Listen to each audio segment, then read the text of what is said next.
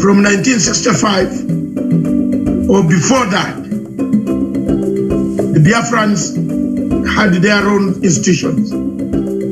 Before the colonial master arrived, they have agitated themselves, they have told the world they want fair treatment in a nation called Nigeria.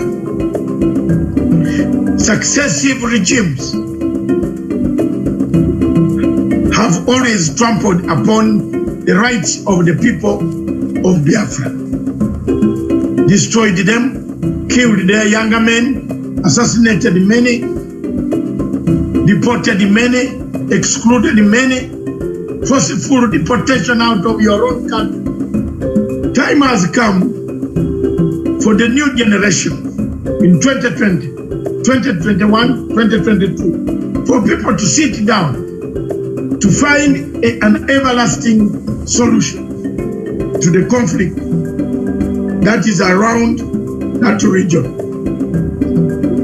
President Buhari promised us that he will finish in 100 days the first term of office. Boko Haram will be dead. Today is finishing his second term. Boko Haram is even more vibrant than his own shoes.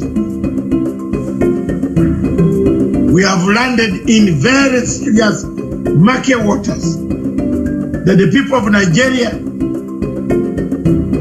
don't know which direction they are going.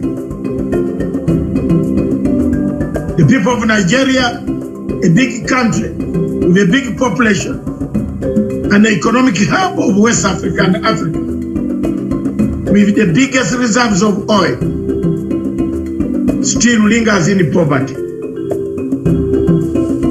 The poverty and the rich gaps in Nigeria are wider than the distance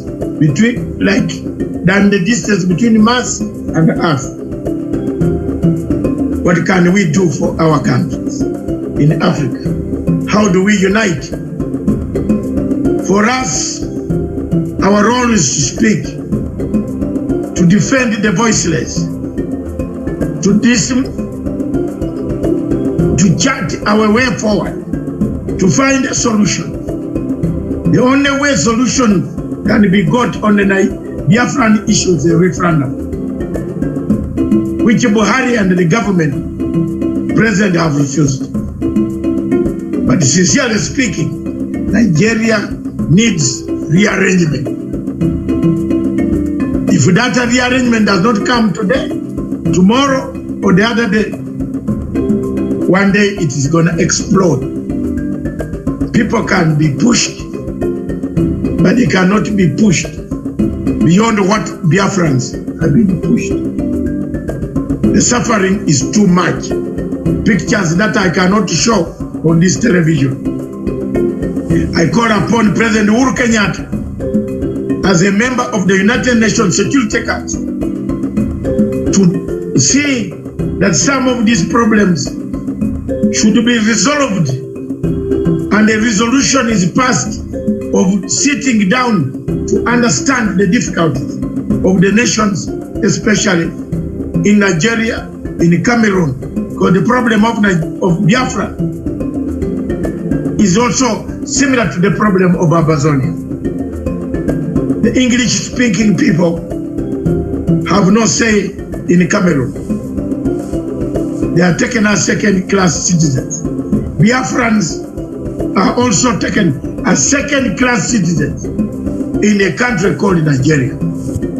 Their problems are compounded with a dictator who has lost direction, who doesn't know where the wind is blowing from, whether east of Sahara or west of Sahara. He's going north when the wind is going south. Therefore, it's blown, one leg going up, one leg going down. Look at the picture of Buhari standing 6.1 feet, being blown apart. Thank you.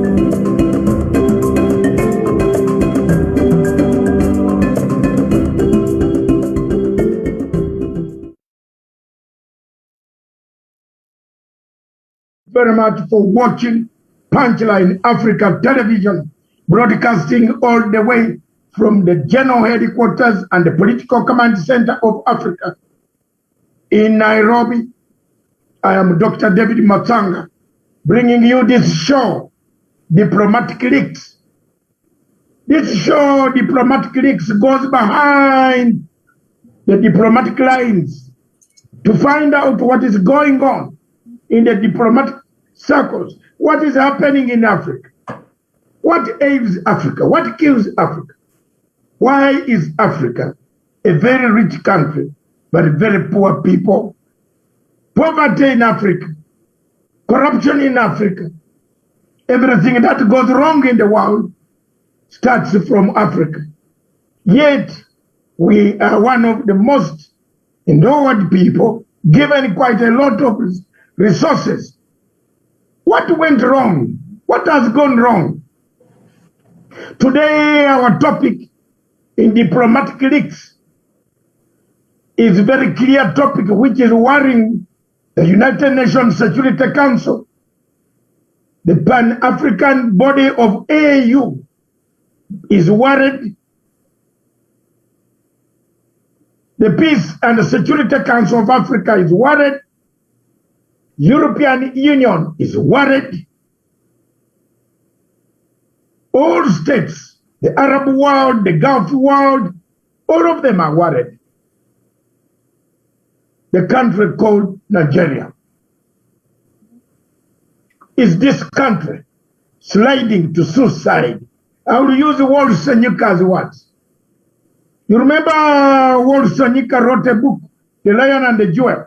Most of you who might forget, I did that book in 1971 when I had just joined senior secondary school in the first year. I still remember one of the characters, Lakunle. I don't know the West Africans will pronounce it very well. Lakunle, who had gone to Britain and they came back and they said, oh my God, I'm the best, I'm doing this. I think we have a Lakunle called Buhari. If he is there at all, we have a problem in Africa. Nigeria is sliding to a suicide situation. Is Nigeria, therefore, breaking up? The answer on the onset, viewers and those who have joined in, don't wait for me to call you, but I'll start in the order of the day. I want you to chip in, be short, be precise. After just 2 to 3 minutes of opening speech from me. I want to say I've done this because I love Africa. I want to say I have brought up this topic again and again and again. 4 years ago to 5 years ago in 2016, when I opened up this television station, the only television station in Kenya online, I was confronted with 3 key main issues. 4. 1, Al-Shabaab. 2, Boko Haram. 3, Amazonia. And 4, Central African Republic. Sorry, and 4, not Boko Haram, Biafra. Biafra was number 1 on my lips. When I saw the pictures of young men being dragged on Land Rovers, cut to pieces, tied on their hands on the government Land Rovers by Nigerian security agencies, and driven around the villages, I said, I'll drop everything, and at least every day, in my topics, every day on my television, this one, the Punchline Africa TV, I will always talk about one sentence about Nigeria and about Biafra. The Biafran people are my friends, are my people for a long time. My country paid the price when they decided to recognize when they decided to recognize Ojoko. We had no regrets. My father took part in the peace process in 1967 that took part in Kampala, Uganda. You remember one of the delegates got lost in Kampala, which is a case study that we have never found that delegate. I don't know where he disappeared. So Kampala and Uganda died together with the people of Biafra. We weep together, we mourn together. We see the difficulties of why you should be liberated and given the freedom to speak, the freedom to eat, the freedom to write, the freedom to see what you want to see. What is killing in Nigeria today is Buhari is telling people to close their eyes. Soon he is going to pass a law to close people's eyes. That when you open up and God has put light, don't see. That's the state of affairs in Nigeria. The killings, the slaughter, the torture, the rape, the defilement of young people who only express their views and asking, we produce oil. Where is the money from the oil? We produce oil. Where is kerosene at the pump at the garage? We produce oil. Why do we have no roads? One of my friends from Nigeria told me, we live together in London, in Surrey, nearby. In the evening, we always go to one of our pubs. Those days when I used to have energy, I could cross over to the pub and have a pint. And my friend told me, I asked him, when are you going for Christmas? Believe me or not, I want to tell you, he said, which Christmas? I said, I'm going to Nairobi. Yes, now how do you reach your home? I told him that from Nairobi to Mombasa is 45 minutes. But by road is only 4 hours in a Range Rover like mine. Guess what? This gentleman from Nigeria told me he's from Port Harcourt and his home is very far in a place called Onitsha. And he will take 20 days to arrive in Onitsha. So I told him that by the time you come, I would have come back to London and taken almost 200 pints, a pint of lager, of good beer, while you are still traveling between Port Harcourt or you are traveling between Lagos to Onitsha. The pothole, and he explained to me and told me, the pothole is as big as a crater which is on Mount Kanu, or on a crater which is on Mount Renzori or Kilimanjaro. That the car goes down and you think it has gone. Then it takes about 1 hour negotiating to come up because of the poor roads. And yet Nigeria has money banked outside in the City Bank in the United States in New York. Ladies and gentlemen, on the panel today, we have Simon Ekapa, Dr. Joseph Nachama, Fred Emerald, Sean Wesonga, Jocelyn Olesesana Tawish, Francis Ferdinand, Ikemi, and more people, and millions of Biafrans and Nigerians because there are so many of them suffering equally.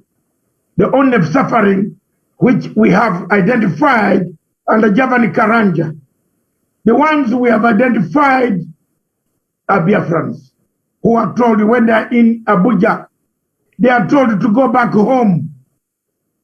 How can you tell another Nigeria, a man who was born in a state called Nigeria from 1914, created by the colonial master, and you tell him to go home? Where is the home? Buhari told us he cannot. There is a man on this panel who speaks Latin, and that is Wesonga. You will try these words. He said he cannot manage anymore. So in Latin, he will translate for us.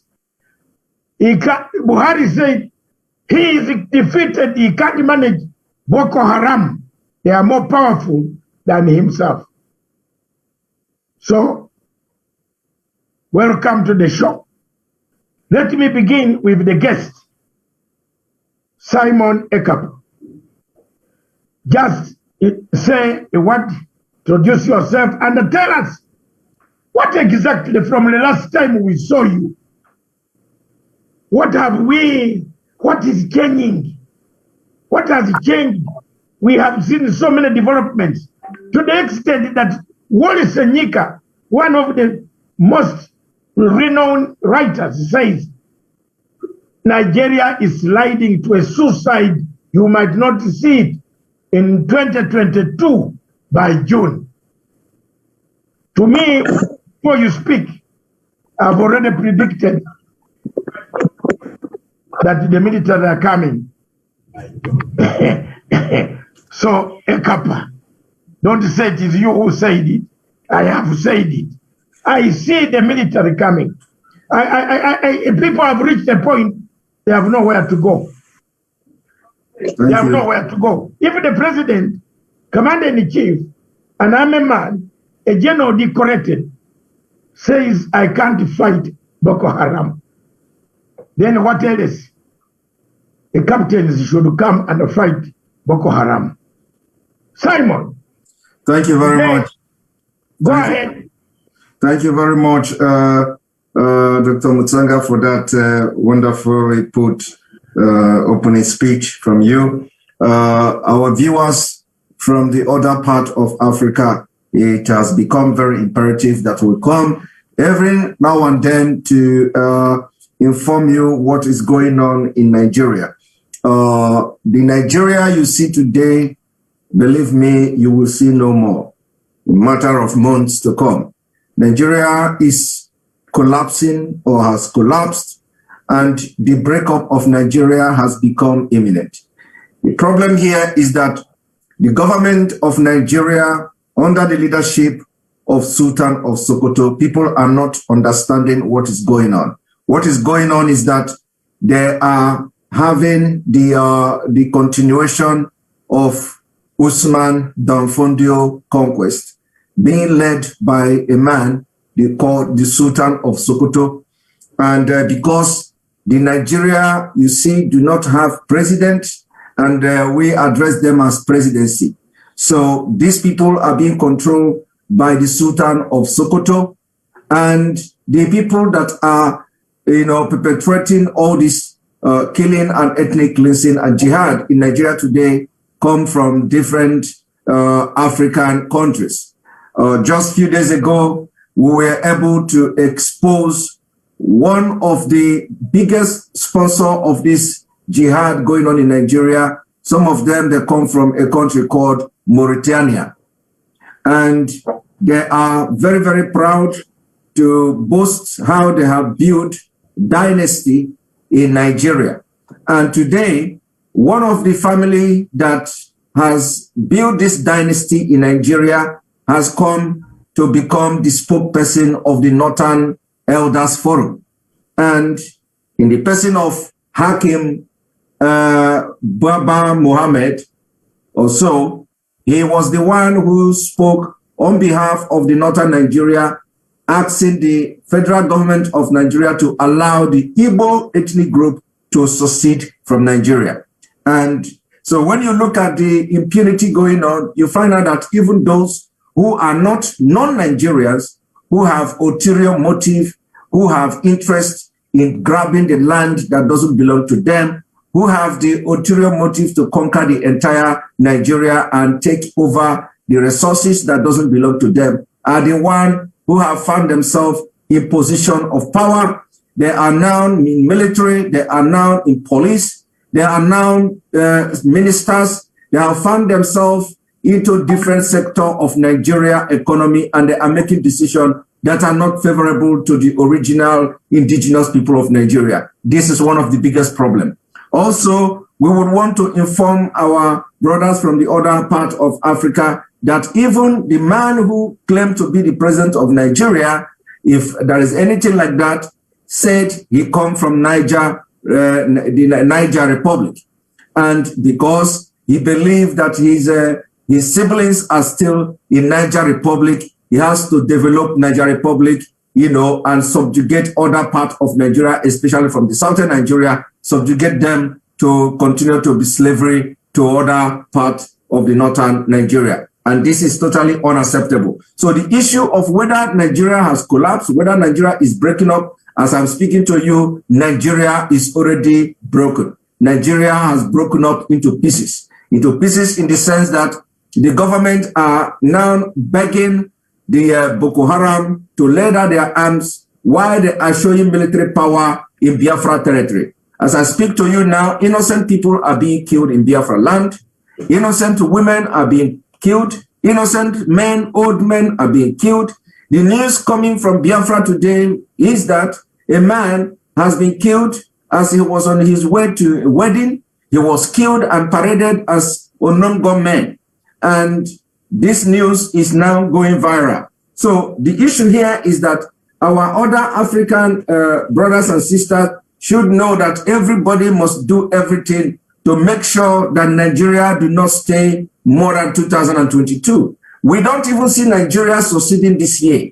But if any case, a miracle happen that Nigeria continue to be a country, we don't want to continue to see this kind of bloodshed happening in Nigeria from 2022. Everybody must begin to speak to those who have the ability and the possibility to do something within the African countries. And it has become very imperative, like I said, that we begin to discuss this issue so that people in other parts of Africa will understand the exact fact of what is going on in Nigeria, and they are always be ready to do justice and make decision in accordance with the information that is coming from this channel and other channel as well. We are also looking to expand the awareness of this Biafra and Nigeria disintegration, which is going to save life in Africa, which is going to make sure that the killings in the Sahel region will stop. And on this note, I submit and I thank you all for being part of this debate. We're going to have a very healthy discussion today, as more things will be said, and we are going to review a lot of things that some of you do not know about Nigeria. Thank you very much. Can you unmute yourself, Dr. Mutsanga? Thank you Dr. very much. Masapa, your audio is mute. I've come. Okay. Yeah, thank you very much, ladies and gentlemen. I am pleased today that all of you have been specific, accurate, to the point. Don't waffle. Let's have this time, utilize this time, and make sure that we make points. Dr. Joseph Nyachama, Simon has raised quite a number of issues. We have talked and talked and talked. Africa needs to hear this. Because the whole president comes out and says, I can't fight anymore. Constitutionally, this president should just have walked home and looked after his camels and said, I'm fed up. But because Africa, we are not, some of us, very few people in Africa can be ashamed. They have no conscience. Buhari has no conscience. Buhari still thinks Nigeria is still the same yet people are being abducted, at gunpoint, killed, taken, ransom being asked. Dr. Joseph Nyachama, what do you think we can do? Thank you, Dr. Masanga. I have heard Simon speak about Nigeria and the problems. Dr. Masanga, you see, personally, I've raised in this forum whether the man called the president of Nigeria is indeed alive. Is he leading? You know, it could be a hoax that the president is alive while he's in the grave. This is for the Nigerian people to find out. They need to form a commission to establish, are they being conned through leadership? Because I do not think an insane head of state can let his people suffer the way they are suffering. Having said that, Dr. Masanga, I want to tell the Nigerian friends in this forum, especially the panelists, that the Nigeria as a country is not defined by this geography, but defined by these people. And I'm happy that even Simon is present.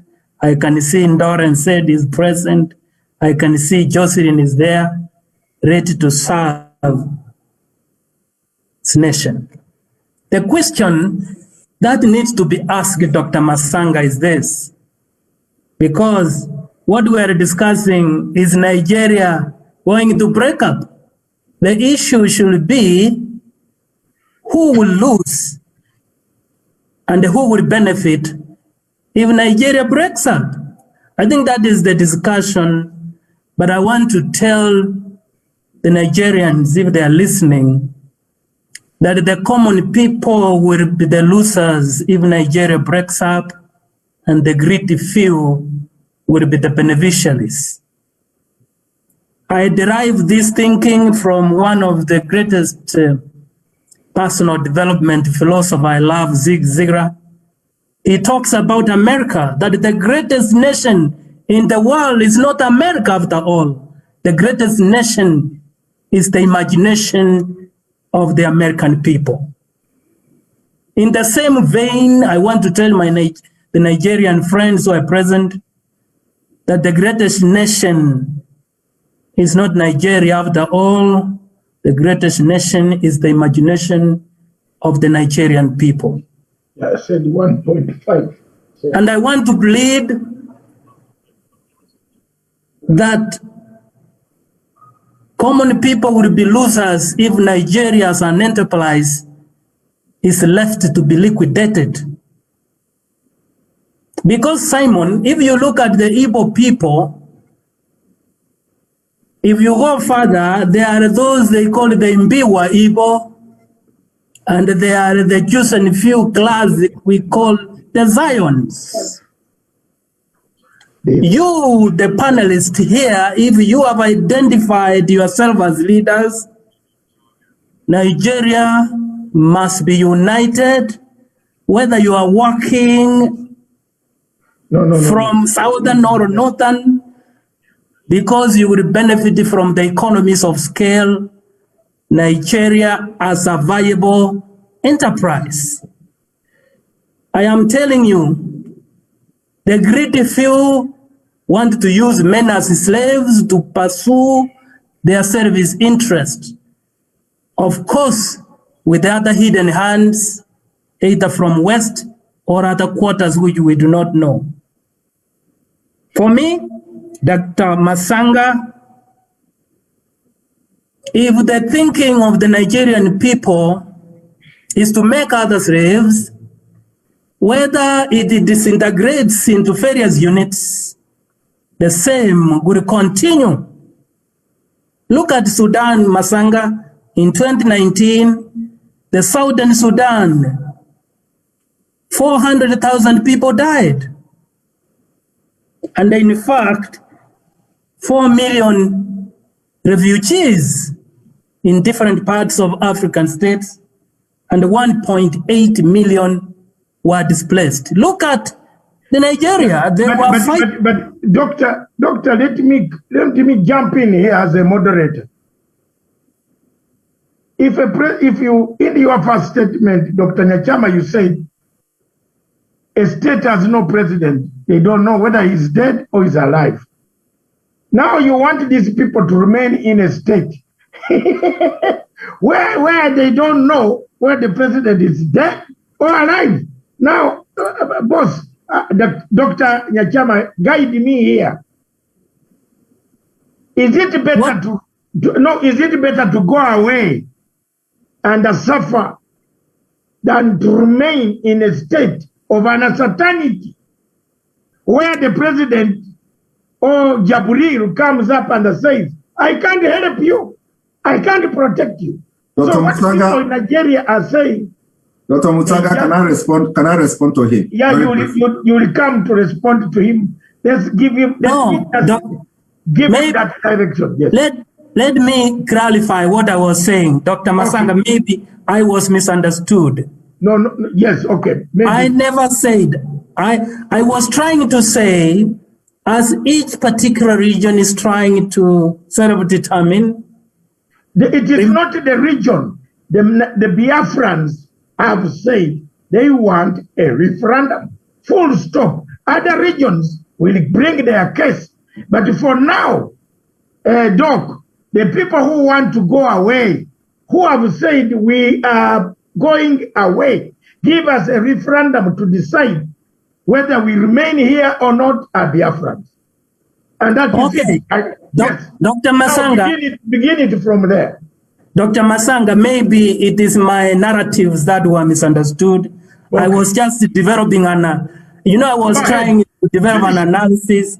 And in the past I have said, if people want to rule themselves, they must be given the freedom to do so. Exactly. You know how I have been support, except yes. I was trying overally to look at that it is unfortunate that the Nigerians, which was cherished, it has reached at a point of no return. That is, in fact, I was agonizing. I used to be an admirer of Nigeria some time back. Yes. Dr. Masanga, for now, let me be clear. I am not saying that the Biafra should not seek their own self-determination. They should continue. But I was only regretting because I was analyzing scenarios. For the others, Daktari, for now I submit because we have limited time in terms of resources. I submit, Daktari. Thank you very much, Daktari. Because I was saying, my doctor always says, let them go faster and run very fast. Because Buhari is not there, he's dead. Now, first of all, Fred, prepare yourself. Fred Emil, prepare yourself. And then, if Simon, make your intervention quick. I should make intervention now? Yeah, if it is not long. Yes, it is not long. First of all, I would like to correct the impression our brother Joseph has passed, to a lot of viewers. The point here is that he said that if we disintegrate Nigeria, that the elite are the one who are going to benefit. In other words, that the only few people are going to benefit while the majority will suffer the disintegration of Nigeria. This is not true. One thing is that I want to ask him a question. I know that the question, and I'm going to, I believe that what I presume to be the answer should be the answer to the question. Do you like how the Europeans, do you like European country, Mr. Joseph? Do I?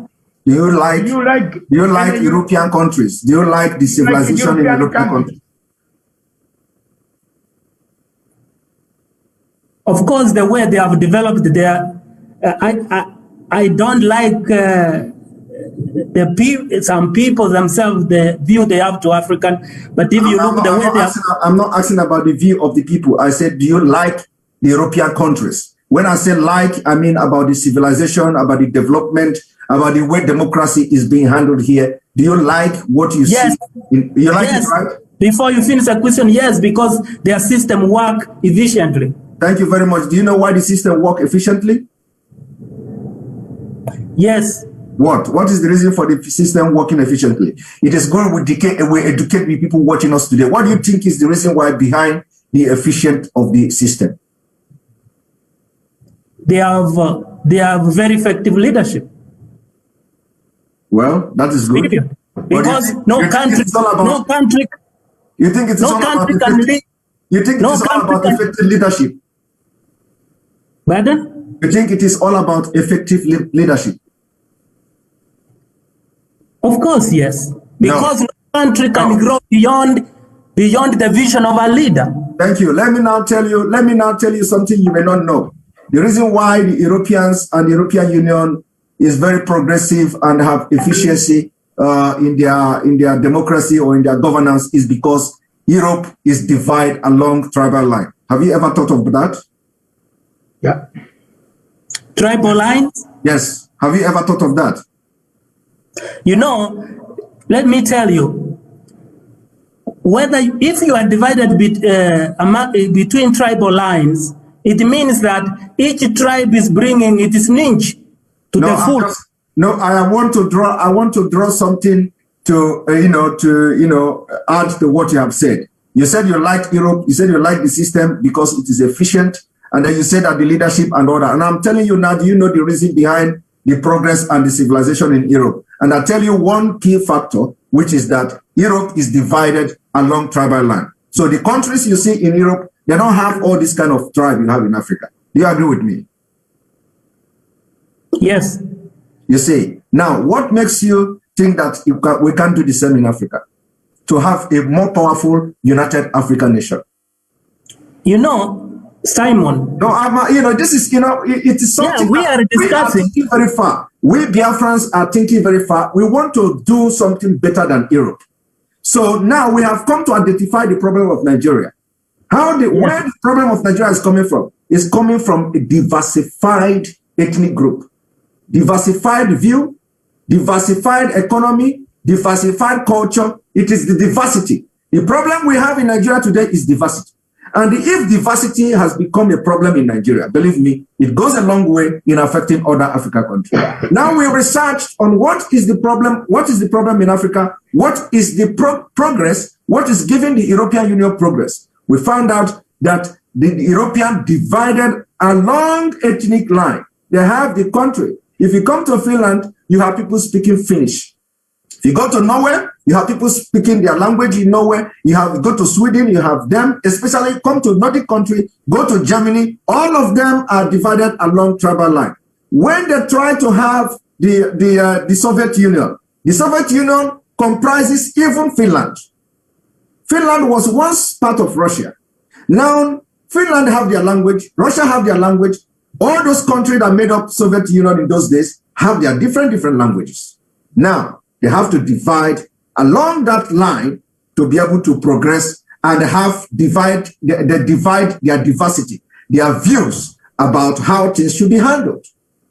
Now, the problem is this is the biggest problem in Africa. So why can't we, if we want to copy the Western world, if we want to copy why the Western world are progressing, for example, in Nigeria, we are going to set that example. Example is that when Nigeria was amalgamated in 1914, the people of the ethnic nationalities or the indigenous people that made up Nigeria were not consulted. It was just handled by few people, individual, who did not seek the opinion and consent of other people. Now, they forcefully joined everybody, and we have seen the result today.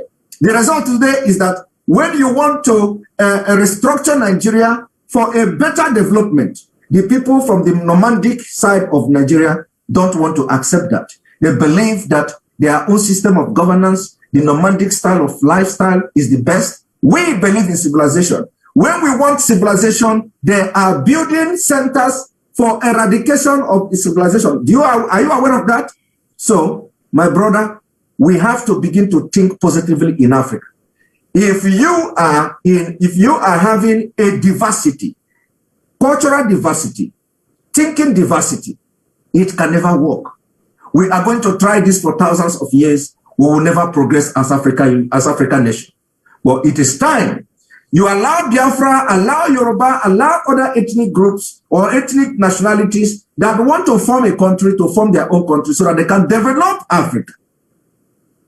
This is why I want everybody to think along. So if you like Europe, like what Europe are doing, like the system in Europe, it is time you embrace this disintegration. This is where the Africa, a new Africa is going to emerge. Thank you very much. Thank you, Simon. You know, that is my area. I never said, I have always been advocating the Biafrans to self-determine themselves.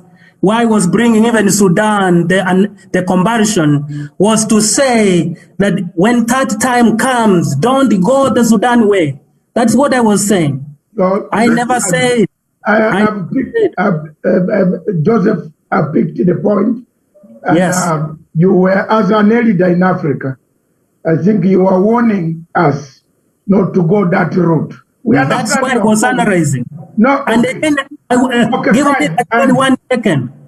Yes. Doctor, Yes. I want to tell Simon, we support their spirit and effort, but let us not emulate Europe, because if you emulate someone who's ahead, the best you will become is number 2. Let us develop our own model which will go beyond Europe. Yeah, we have already our own model. Actually, Europe copied our model. Biafra started the democracy. Okay, we have our system in those days, even before European came to Africa. So they copied us. Okay, thank you very much. I am a student of history, most unfortunately, European history. So I will get another show one day to give both of you, Dr. Nyachama and Simon, to wrestle it out.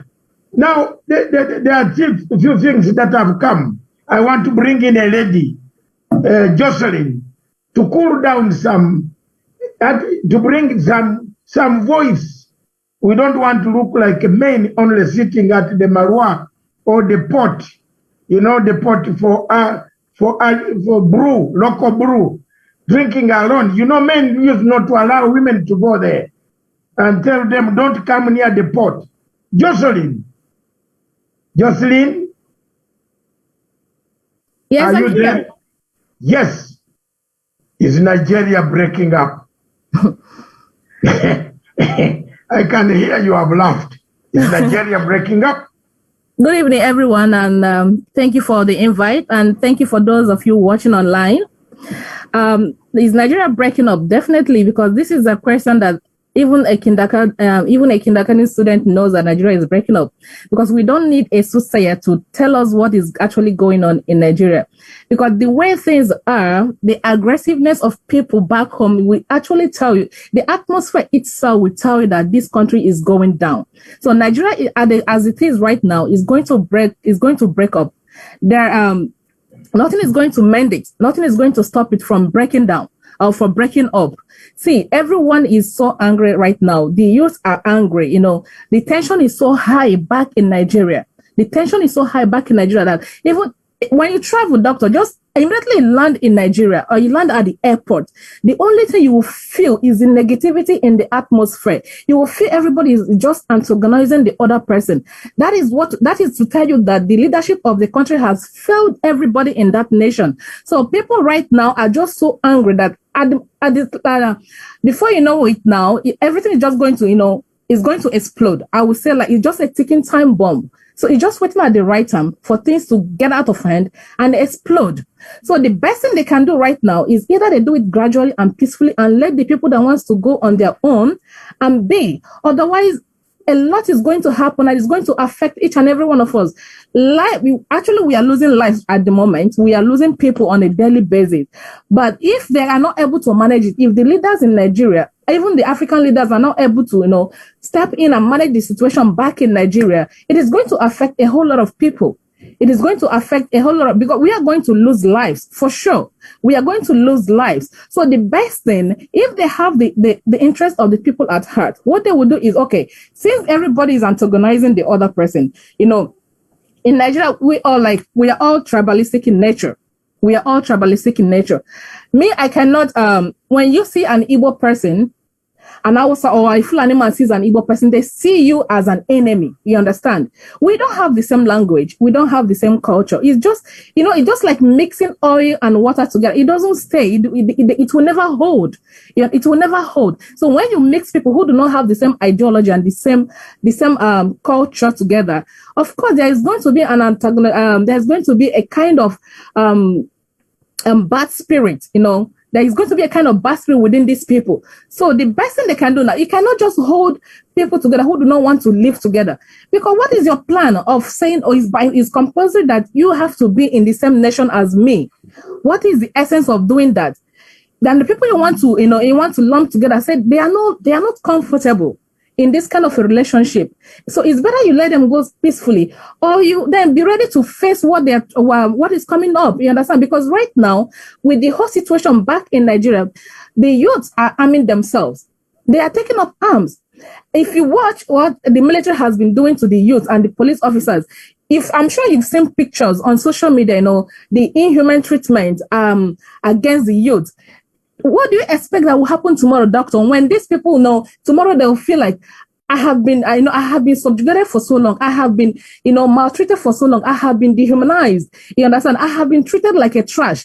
What they will do? They will find a way to look for arms and defend themselves. And that is what is going on right now. So the best thing, if these leaders have sense enough, if they actually, have the interest of the people at heart, if they actually value human lives, they will say, okay, as it is right now, either they sit on a round table, have a dialogue to find a way out of this whole situation so that people will go peacefully and have their own nation, then develop the way they want. But if you're trying to force everybody together, it will get to a stage, things is going to explode and they cannot contain it anymore. So Nigeria breaking up, there is no two ways about it, doctor. It is going to break up. It might not break up today, but definitely it's going to break up because even Biafra has been for a long time before they brought everyone together and then they said that we are conquered people. No, we are not conquered people. We can be very stubborn. When it comes to the southern region, we can be very stubborn. But being stubborn doesn't mean we are destroyer. We don't destroy, we build. But as it is right now, is either they let Biafrans go or everything in Nigeria is going to go down. That is my assertion, sir. Thank you very much. Nigeria is going down, slowly sliding to suicide. Jocelyn, thank you very much. Thank you for doing that and for saying it is true. Let me ask one question. Tony, my brother Tony, I see you very worried man. Very worried because some of the statements here and some of the pictures coming out of Nigeria are very worrying. Younger men are picking up arms. The security is eating them.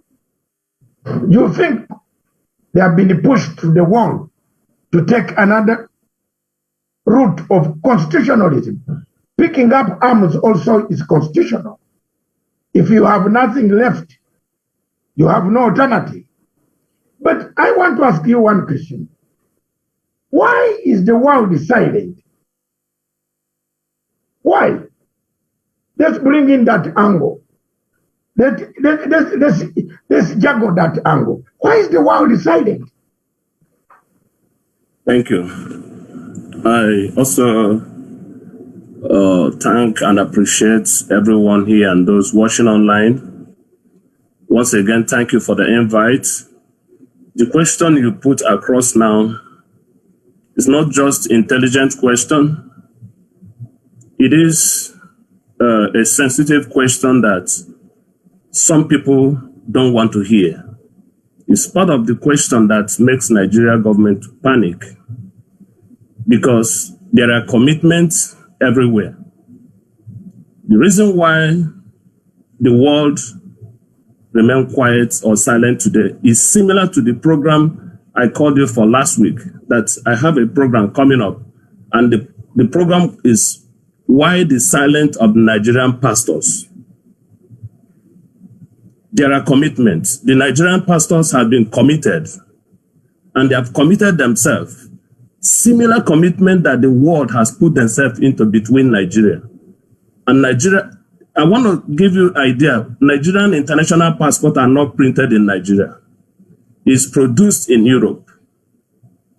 Now, And the amount given to Nigeria as contract to produce this, Nigeria paid double as a bribe to appease that country in order to support everything Nigeria is going to cry for the detriment of Nigeria economy and the people in Nigeria. But surprise, surprise, why they were doing all this and the whole world listening to them, because they feel or they felt they are part of the nations, unity of nations. International law is the law of nations. Now, when they come together, Nigeria think because they can attend those meetings and they somehow they stopped news from crossing Nigeria. One of the number one reason is because the world feel they are not aware because news does not carry it. The Nigerian television, the Nigerian newspaper cannot write down exactly the truth about what is going on. The newspaper, the media company in Nigeria has been messed up and they are bought over. Now, the world knew what is going on, but because the news cannot carry it, they pretend as if they do not know. But why they were keeping silent, surprise, surprise, the people has been pushed to the wall. And the Constitution of Nigeria permits self-defense. When it has come to the point that you open your door, when somebody rings your bell, you are thinking it's a visitor, it becomes an armed robber. You're going to use everything you have, you lay your hand to defend yourself. So what happened now is that because of the silence of the world, as a result, they don't want to interfere. Instead of interfering, they are being given one thing or the other. And Nigeria is lying to them. And when they send their representative to Nigeria like ambassadors, they get themselves messed up. Because Nigeria as a country is such a sensitive country to people who love gifts. Even the Bible said that the gift can blind the wise. And as a reason why that is going on, they brought pastors. These pastors that should bring the truth out, like Nehemiah, like Elijah, like Elisha. They claim that Nigeria is a seat of government of country that has respect to Christians. But the same pastors will sit down while a leader of a church, chairman, or Christian Association of Nigeria, the chairman will be kidnapped and be killed in a video while a pastor is buying top number 3 aircraft. Now, that is the same thing that those pastors will come to the international community and tell them that what is going on in Nigeria, the news they are hearing is a mere propaganda because the news is not coming from Nigerian media. So one of the reasons is because the world is keeping silent because Nigeria have bribed and they are now controlling the media company. Minus social media, where the Biafrans have laid their hand, and you see what Nigeria government is doing to silence the social media. Shamefully, they want to silence everybody. They forget about freedom of speech. They want to make everybody keep silent. But I know it is only someone that is born by a demon that will keep quiet while such a thing is going on. So thank you.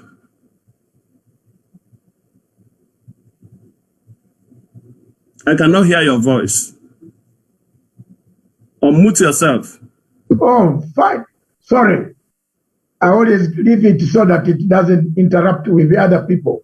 Thank you very much, Tony. I've been looking forward to seeing you, and I'm very happy to hear your voice. And I want to laud you for coming on board. And this is what we are going to do. We are not going to be shy to talk about one of the African countries going down. Let me come to Nairobi then. Shoni Wesonga, brief, 1 minute or 2 minutes. Is Nigeria breaking up? Is there any reason to call Nigeria Nigeria anymore? Is Buhari alive? Is Buhari the president or Jabril? You know, these are some of the things that have confused me up to today. I don't know. If a man comes up and says, I can't fight anymore, what do we do? What should African Union? Why is the world required? Have we been captured by multinational companies? Tony raised a very serious point. The panel, those who are watching, who are going to contribute. Multinational, a Nigerian pastor buys the first class aeroplane. So he flies around Africa and tells everybody we are very rich. But down at home, people are in trouble. He doesn't say the government has a problem. This is what Tony has raised. So how can we help a situation of this nature? Kenya is a member of the United Nations Security Council. Today, for 2 years, it sits on the United Nations Security Council. President Uhuru Kenyatta will sit there until 2022, 2023. And Kenya will be on the Security Council. What can the president take from us, our discussion here? We are not discussing for the sky or the wall. We are discussing such that ideas can come here. Wasonga. Yes, thank you, Dr. Matsanga, and every panelist that has spoken before me. First and foremost, I really want to reiterate that the people of Biafra need their independence, and this should be unconditional, because when you even listen to the words of Abraham Lincoln when America was undergoing the Civil War, and they had a problem similar to what we have today in Biafra, where a group of individuals feel they are more important in that they can be able to oppress and be able to discriminate another community of people. Then he said that no man should see himself so important to govern another man without the other man's consent. And that is what should be happening to the people of Biafra. We should give the people of Biafra the freedom to determine their own future. And any African leader, any African state that is actually watching this conversation, it is time for us to come up together to help the people of Biafra to be able to determine their own future. And as you said in the opening remarks, Dr. Masanga, that these are people who, before even the European came into the African continent, they had their own structures of leadership. They had their way of living together and chatting about their own prosperity. So therefore, when you see the people of Biafra today sharing the tribulation of the entire Nigerian community, then that tells you that these are people who have been dragged into a mess that they should not be part of. And therefore, the only way we can be able to salvage the situation for the Biafrans is by allowing them to form their own state. The only way we can be able to actually also help the rest of Nigerians who are actually being discriminated, who are actually being stepped upon by President Muhammadu Buhari and his Fulani clansmen, is to ensure that the leadership that is in Nigeria is changed. We get a leadership which shall be able to give the Biafrans the right to have a referendum to determine their own fate as a people. And that is a right which cannot be contravened, because even in the UN Charter, that is what it says about self-determination as a people. So to me, Dr. Masanga, I believe that that will be the only solution that the Biafran people will have to their problems. And they have fought for decades to have this particular right to determine themselves. In that giving up now, or maybe someone telling them to postpone it, will actually carry more repercussion, because blood has been poured, the families have been separated, and very, very many Biafrans have been sent to exile due to this particular. Yes, thank you. Thank you very much. Dr. Masanga, there is something he pointed out. I would like to also make some, input. Very positive thing he mentioned. I would like to make some input. I will give you the chance, but I'm holding it. Let me give any Olesesana Nairobi, Tawish, just give us. Is it too late to give? To help? What has AU? Why has AU gone quiet? Why are people quiet? Tony raised the point there. Why are people quiet? Nigerians are being, Biafrans are being killed. Every day you wake up, you have a report. And by the way, good news for you people, Nigerians, Biafrans who are here. Tomorrow, the chief prosecutor of International Criminal Court the one Fatu Besuda, who was actually bribed by Buhari, is leaving. So expect me by Friday, Mr. Simon. I am already delivered my document. It is ready, well polished. I want to start a journey to indict Mr. Buhari. So thank you very much. I'm doing it using my own resources. At my age, I can't leave younger people like you outside in exile. I want to file, and I will file that application by Friday. I want to test Karim Khan. I want to see what he can do for the ICC. If ICC cannot take this document and look for Buhari and bring Buhari and warn Buhari to stop killing people, then we dismantle it. So I am moving. Those are good news I promised you the other day. And I want to thank the lawyer who worked with me.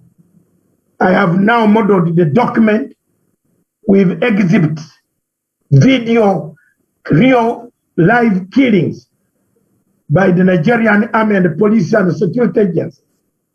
I will deliver my case. You don't need to be a Nigerian or a Biafran to deliver the case. As long as Nigeria is a signatory, as long as Britain, Uganda, Kenya is a signatory to the International Criminal Court, anybody from those states can deliver, can choose anyone at any time. So here I am, Mr. Buhari. Let's wait for the documents to arrive.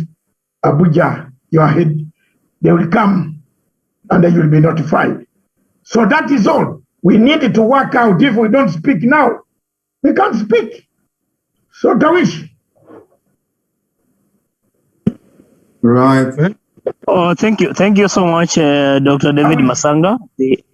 Thank you so much, Dr. David Masanga, and my colleague panelists, and of course, everyone who is watching this program this evening, or night or morning, depending, of course, from where you're watching us from. Dr. Masanga, I think. You should be at night yourself.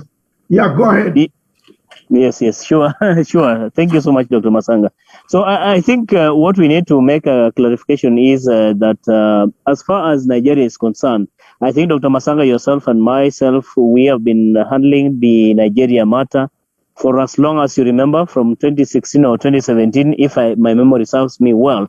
But I think the most important thing is, moving forward, how do we find a solution to the problem that continues to bedevil Nigeria as we speak today? Because there's that agitation by the indigenous people of Biafra, that is the Igbo people who want, of course, a separation from Nigeria.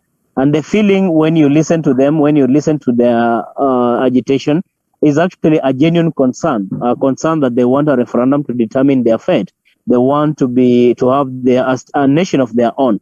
And I think for President Buhari, it is something that he should have allowed or permitted to have happened through a referendum. But again, because Buhari, having his own interests, is a person who is not so much keen on allowing this to happen. So it is unfortunate as we speak today, Dr. Masanga. But again, I allowed the people of Nigeria, especially the indigenous people of Biafra, because they have been very keen and they have been very focused, very determined, very resolute, and not giving up when it comes to the question of agitation and calling for this referendum to take place. And I think for somebody like Namdi Kadu, who is the leader of the indigenous people of Nigeria, indigenous people of Biafra, calling for this referendum to take place, he should continue with the same effort, with the same energy, to make sure that we have this referendum take place, so that the people of Biafra can have a referendum at last. So Dr. Masanga and the entire panelists who are actually watching, and everyone who is actually everyone who is tuned in today, I want to say this in particular, that the people of Biafra really deserve the best. They deserve the good leadership. They deserve a referendum. They deserve, of course, self-rule, which they have been fighting for so many years. A lot of blood has been lost. A lot of sweat has been, of course, lost. So many people have been displaced. So much has happened in Nigeria simply because of this quest to have Biafra recognized as a state of its own. And I think it is time for President Buhari really to come out and permit or allow this to happen, because again, this will go down in history as one of his legacy if you will allow the people of Biafra really to have a referendum to determine their fate, to become an independent state for that matter. So Dr. Masanga and my colleague panelists, I think the message here is we continue to push for the people of Biafra to have a nation of their own. So it's not time for Buhari to continue giving us hocus pocus information, to continue giving us excuses, hypocritical messaging. The most important thing here is President Buhari must allow this to happen, because again, the people of Biafra and the indigenous people of Biafra cannot continue to allow this to happen, because again, they want this referendum to happen so that they can determine their fate. So Dr. Masanga, I submit tonight that what we have to do and allow and continue to agitate for and campaign, advocate for, champion for, is for the people of Biafra to have a nation of their own. Nothing less, nothing more, Dr. Masanga, I submit. Thank you very much. Nobody, do you have a word to say before I am about to come back to Simon? Simon, prepare your intervention. Nobo. Can you unmute yourself? And unmute. Okay, Yes. okay. Thank you, viewers. Thank you, ladies and gentlemen, and everyone who are watching this program. It's a great privilege and a delight to have you all here. I wish to say that the first thing we have to understand is Nigeria existing as a nation of states?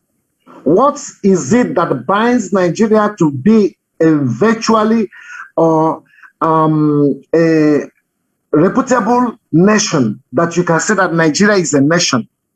The man who constituted this satanic fraud, who is Frederick Lugard, said after 100 years, Nigeria should be dissolved.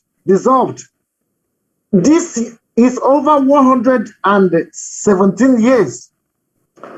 There is no constitution, there is no consensus that binded us together. The wife of the late Buhari, which we still keep on talking here, Buhari does not exist. Buhari, this is an impostor. I keep on saying this, and I want people to understand this. Let it go into the brain and the hearts of people to understand that all these political bigots who are there championing the government of APC as to push on an agenda that there is an existing nation. There is no nation that is existing as Nigeria. Nigeria is a company, it's a British company, constituted just to serve the economic interests of the British people. And we have to understand this. That is why I'm calling African leaders.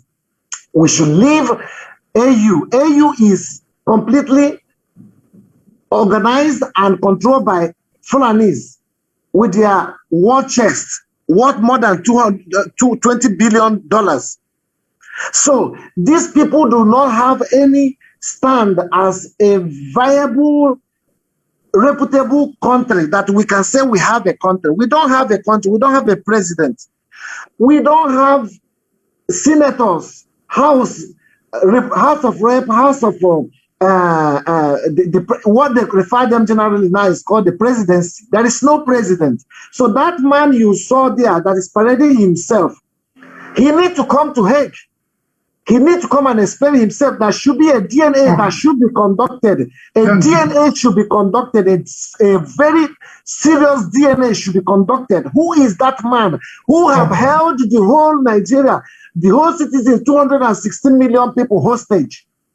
This is a very serious issue that we should be talking about. Also, African leaders are there shamelessly, I must use this word, shamelessly, ignoring the fact that people are being killed every day. 500 people, 400 people, they are not discussing it, they are silent. The European people are gaining from conflict in Africa, they don't care. The Americans are gaining from conflict in Africa, they don't care. the Asians are gaining from conflict in Africa. They don't care. What they are doing is championing and sponsoring arms into the hands of terrorists.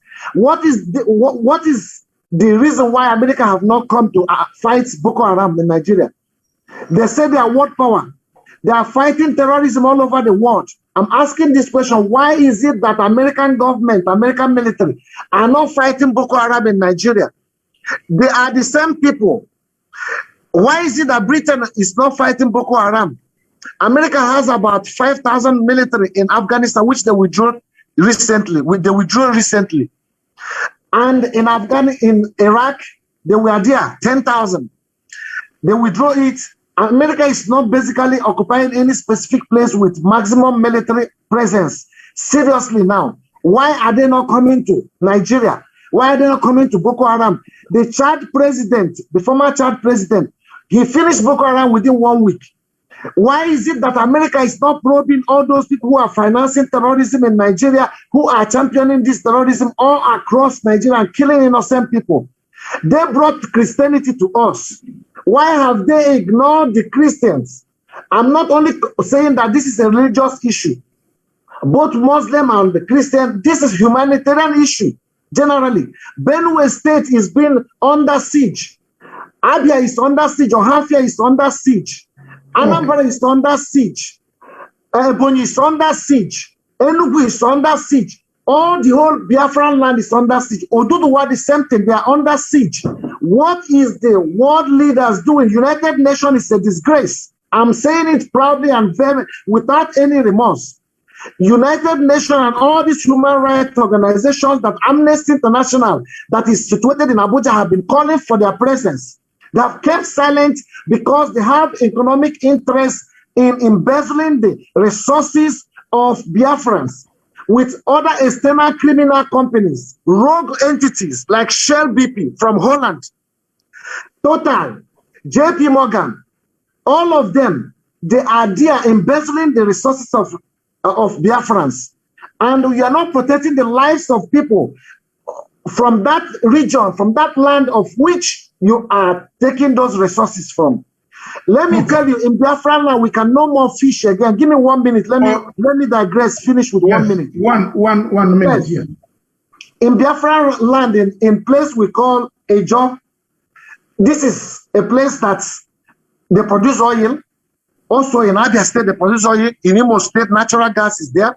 In Ejo, for example, in Bayelsa, for example, they can no more fish anymore. Okay. Fishing is finished for them, except Shell BP will come and clean up the mess they created there. We don't have a president.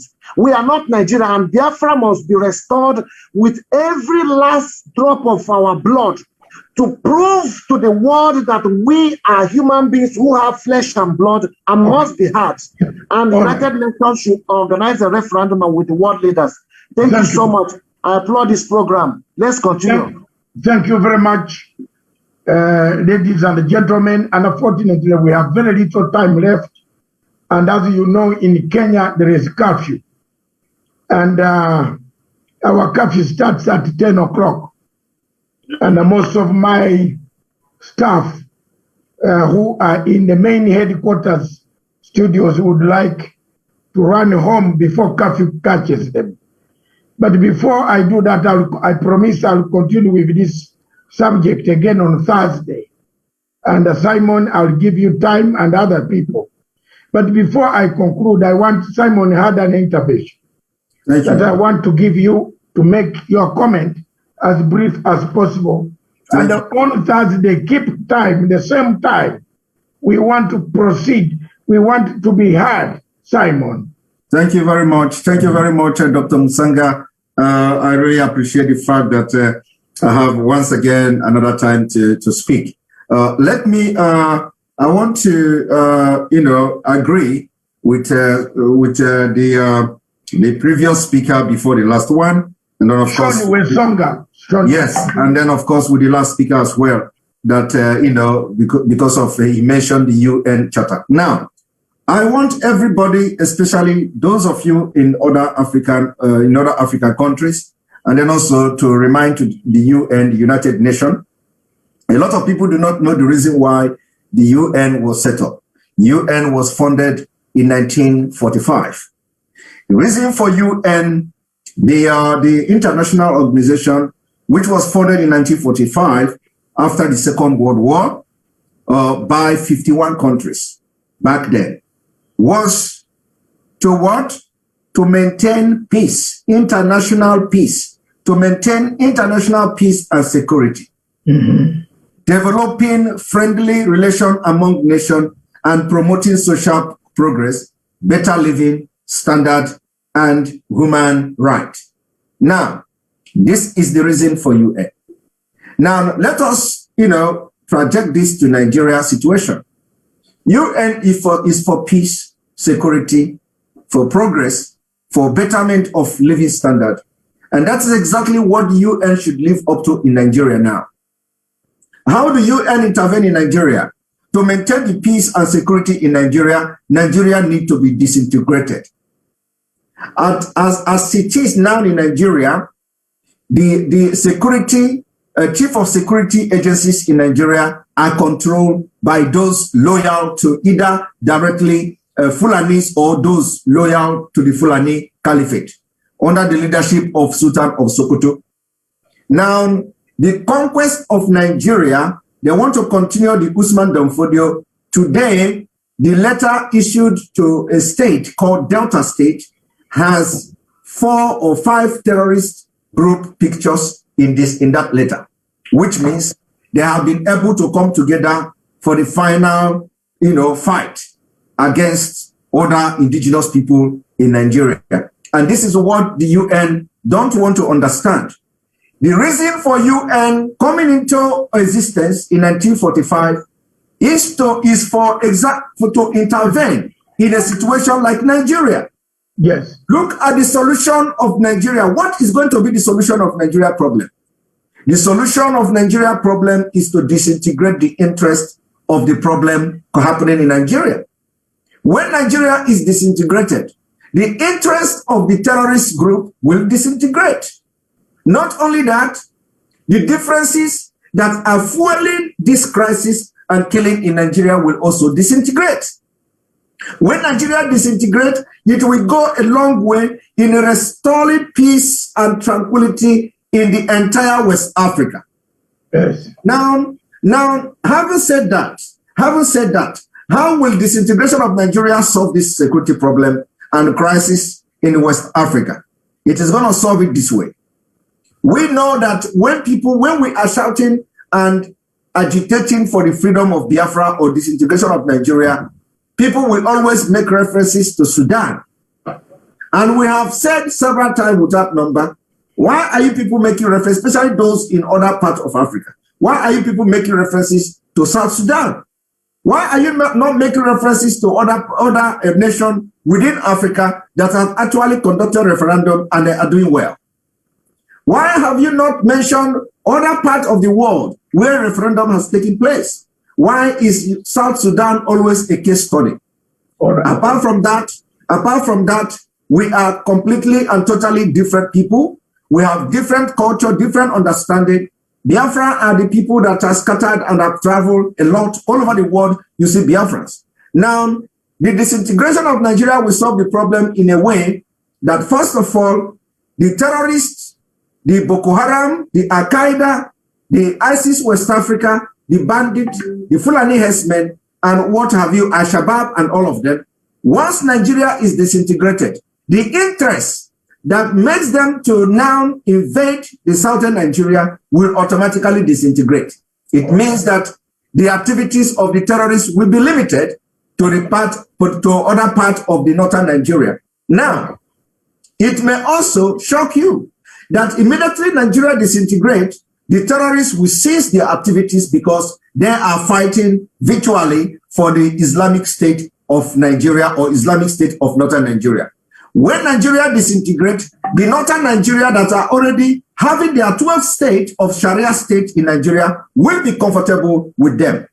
Okay. Now, what is going to happen? What is going to happen to other people that are Christians or other, people that are having other belief within northern Nigeria is something that is going to be a gradual solution. We are going to provide solution to that. We are going to have a very strong border control. We are going to build our border, protect our life and our land before we can now extend a joint military operation to get rid of every other remnants of terrorists within the Sahel region. So the UN must consider having a very strong force to bring in and restoring peace within West Africa, and that strong force will come from Biafra and Oduduwa. Thank you. And America cannot do this. Thank you very much. Thank you very much, Simon. And on that note, I want to say what you have just said in so many words is there is a threat to peace under Chapter 7 of the United Nations Security Council. Period. That's what you have said. And I'm happy to summarize it for you, that it is a threat to peace in the region.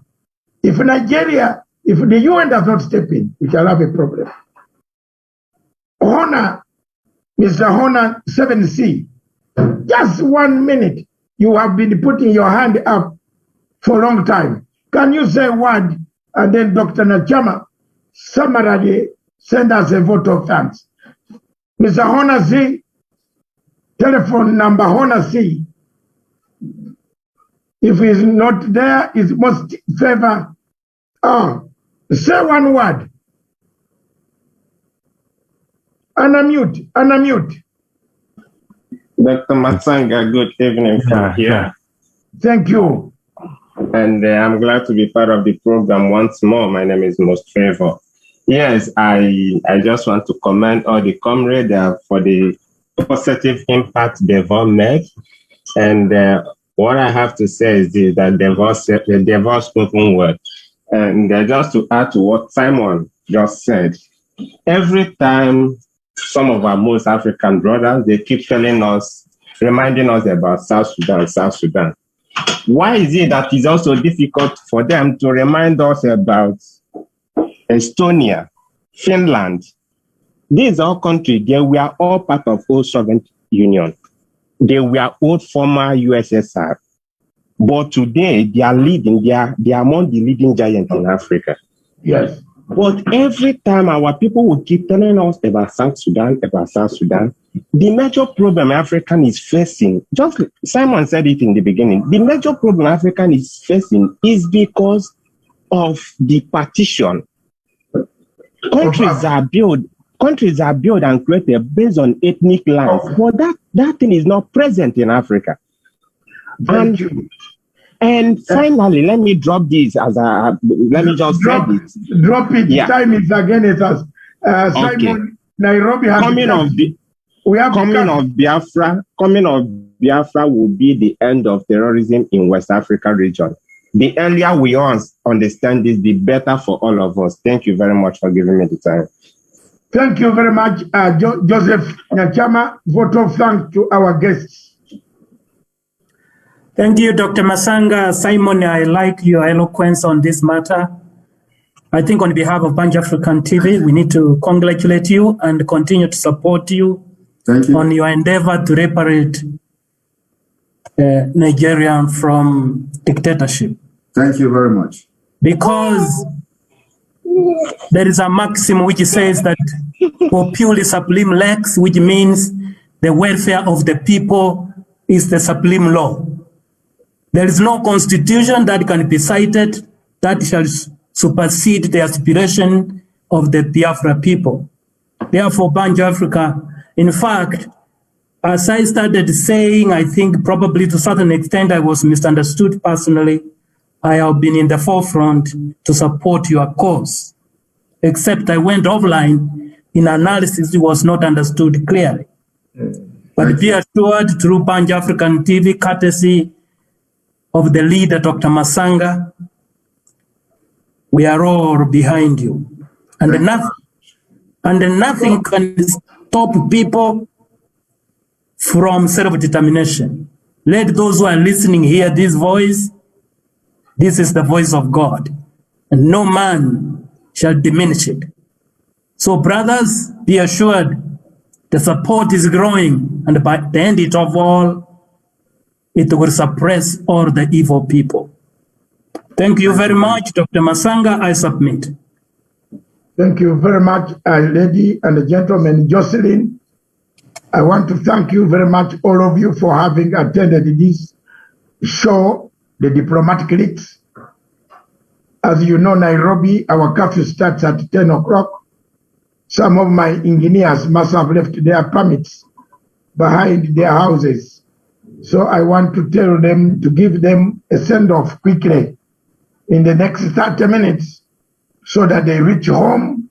But I want to say on Thursday again we shall start at 7.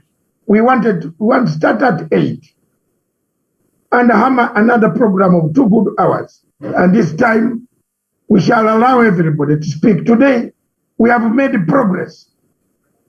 I want to tell you that nobody should stop you from speaking for your own people. Some of us have seen it all, and we are not threatened by Buhari. You'll see in the newspapers what I've filed against Buhari, and you will understand that I am not just a person speaking. I've tried ICC before, and I will wrestle it again. And until I bring Mr. Buhari to justice for having allowed Nigeria and Nigerians to kill each other, I will not rest. I want to thank you all that continue with the spirit. Ask for what you can be given. Knock and the door will be opened. If you keep quiet, who will open the door for you?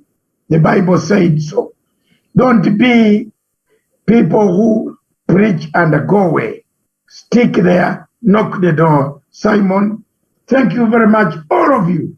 Jocelyn, all of you, Sean, those watching, Namdi Khan, wherever you are, Mzee, my dear brother, this is a message.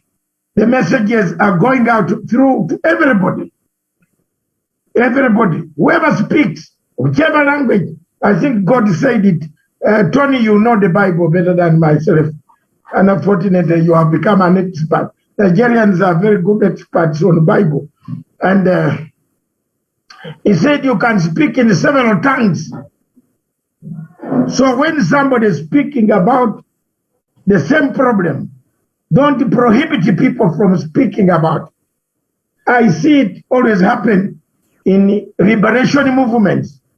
I have been there in Tanzania. I know how Idi Amin tried to divide us, that we started killing each other in exile. And saying this one is a spy, that one is, no. That's why some of us are battle-hardened like myself. We stood on the mission and we got Idi Amin out. If we continue speaking with one voice, one of these days, where is Abacha? He's gone. What happened to Abacha? Did he die nicely? Did he arrange? He didn't even arrange to die. He woke up, he was gone. So God has so many ways of paying back people who are obedient. I thank you all. God bless you. This is Punchline Africa Television, the only television in Africa that speaks about Africa, about what ails Africa, defends Africa, and we shall always do it. And we also call upon good investors to come to invest. Don't come to con us. We don't want conning people from Europe who have no houses, but when they reach Africa, they take big houses. So that is very, very important. We also invite people who are good, with good behavior, with good culture, who respect our culture, to arrive on the continent and help us. This is a global world. Thank you very much. This station, therefore, is for Africa, with Africa, by Africa. Ciao.